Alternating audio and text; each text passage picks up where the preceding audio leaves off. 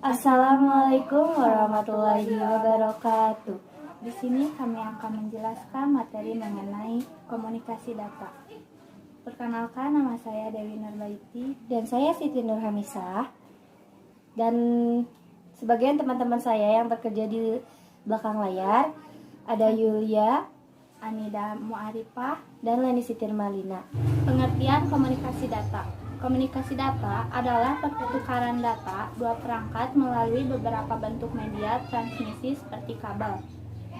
Untuk terjadinya komunikasi data, perangkat harus berkomunikasi menjadi sebuah bagian dari sistem komunikasi yang terdiri dari kombinasi hardware dan software. Komunikasi data dibagi menjadi 3 bagian. Yang pertama, simplex.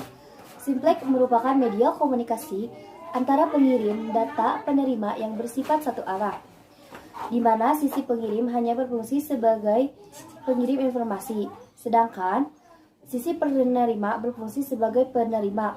Mode ini juga sering disebut on way only, contohnya radio dan televisi. Yang kedua adalah half duplex.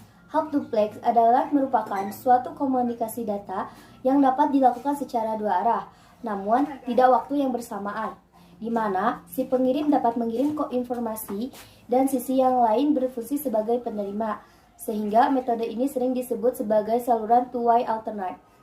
Yang ketiga adalah metode full duplex, yaitu suatu metode yang digunakan pada komunikasi untuk dua arah secara terus-menerus, di mana sisi pengirim dan penerima dapat berkomunikasi secara dua arah dalam waktu yang bersamaan.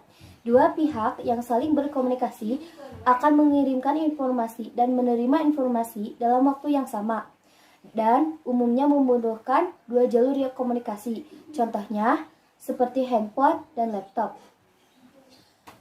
Adapun beberapa tanggapan pada komunikasi data diantaranya 1. Waktu tanggapan sistem atau kecepatan waktu tanggap atau juga respon time.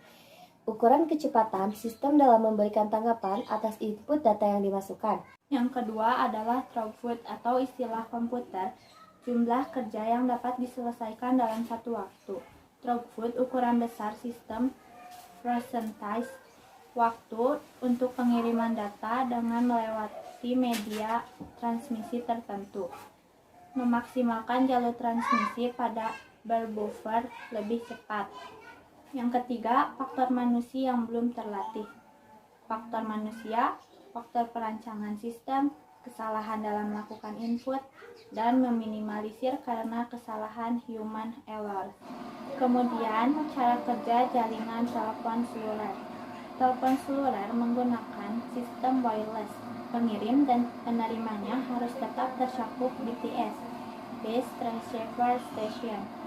BTS adalah peralatan yang memfasilitasi komunikasi secara wireless antara pengguna telepon seluler.